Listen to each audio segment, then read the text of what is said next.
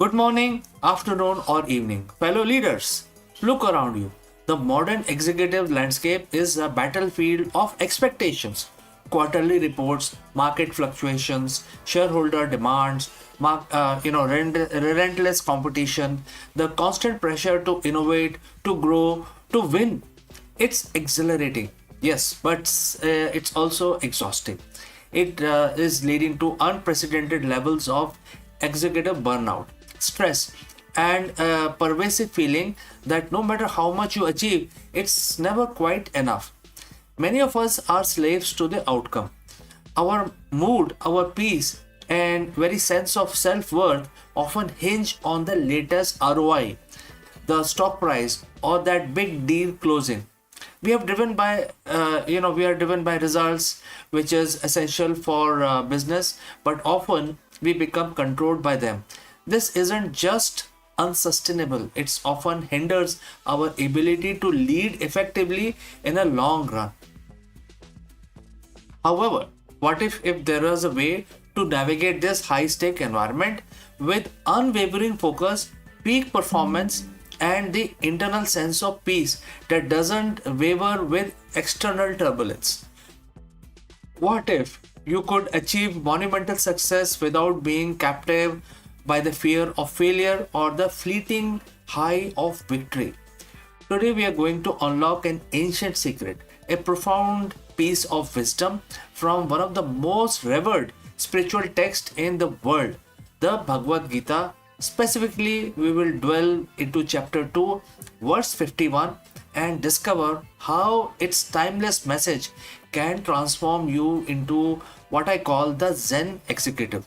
This isn't about becoming a monk, it's about mastering your mind to master your domain. Let's look at the verse itself. It reads, quote starts, endowed with yogic wisdom. The wise decline the fruit of their action which binds them to the cycle of life and death. Thus liberated, they find peace and freedom from suffering. Quote close. Now, for the modern executive, the cycle of life and death might sound a bit metaphysical, but let's translate into our context. In the corporate world, this cycle can be seen as the endless loop of anxiety, attachment, temporary elation, and inevitable disappointment that comes from being overly invested in the outcome of your action. Yogic wisdom isn't just about bending your body, it's about yoga as the skill in action and the equanimity.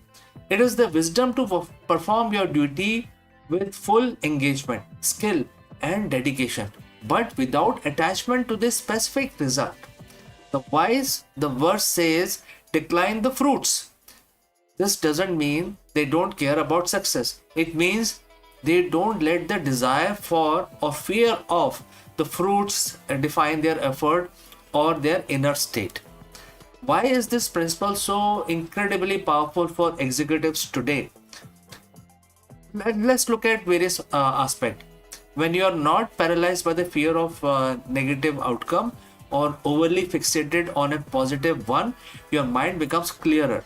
You can assess situations objectively, make more rational choices, and take calculated risk without emotional biases clouding your judgment. Think about it.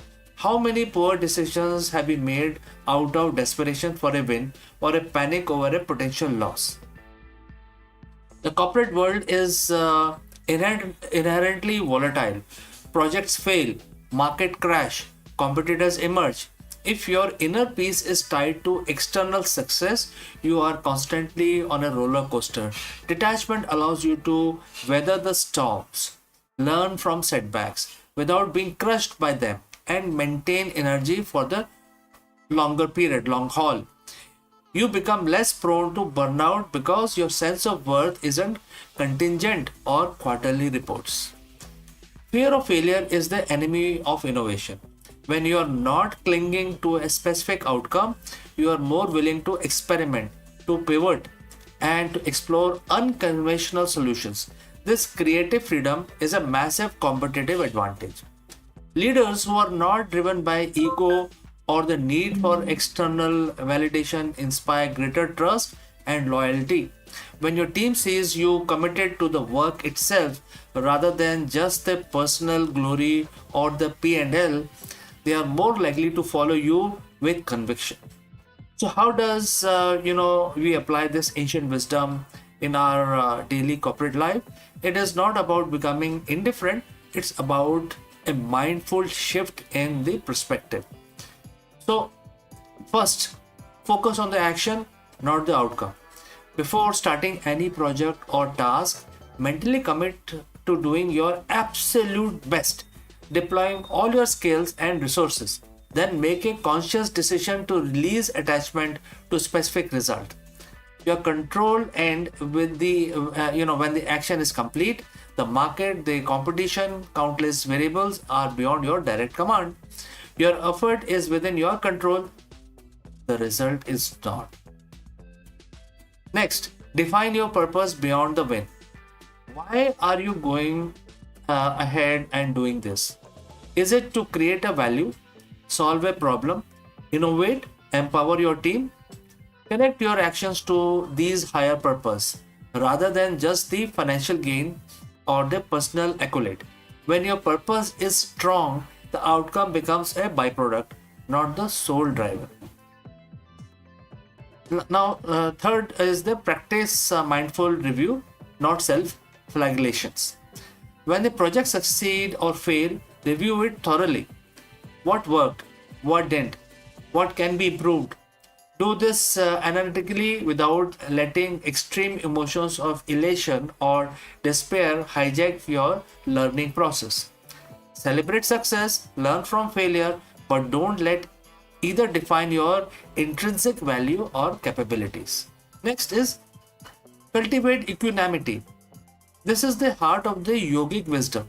It is the ability to remain calm and composed in success and failure, pleasure and pain. This isn't about being emotionless. It's about not being controlled by your emotions. Practice like mindfulness, meditation, even just 5 to 10 minutes a day can dramatically build this inner resilience. Imagine this for a moment. You are leading your company through a challenging period. Deadlines are tight, stakes are high. Instead of feeling a knot in your stomach, you feel a surge of focused energy.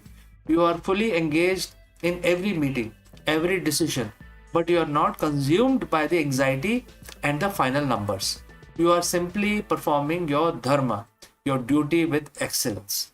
When the result comes in, good or bad, you process them, you make adjustments, you move forward. Your inner peace remains unshaken because your worth isn't on the balance sheet. You are liberated. This liberation isn't about escaping responsibility, it's about exercising responsibility with maximum effectiveness and minimum internal friction. Well, this isn't just a philosophy, it's a strategic advantage. The Zen executive isn't passive, they are profoundly active, intensely focused, and incredibly effective, precisely because they are not enslaved by the very thing they are striving to achieve. So I challenge you, take this lesson from Gita Chapter 2, verse 51 and reflect on how you can apply it. How can you, as a leader, perform your actions with complete dedication while consciously releasing your attachment to the fruits? Let me know in the comments below what's one area in your leadership where you feel most controlled by the outcome, and how might this ancient wisdom help you achieve more peace and greater success. Friends, thanks for joining live. Thanks for participating. If you found this video insightful, please like, share and subscribe for more content on integrating timeless wisdom with modern leadership. Thank you. And in the end, I will say lead with purpose, lead with peace, and I will catch you again in the next one.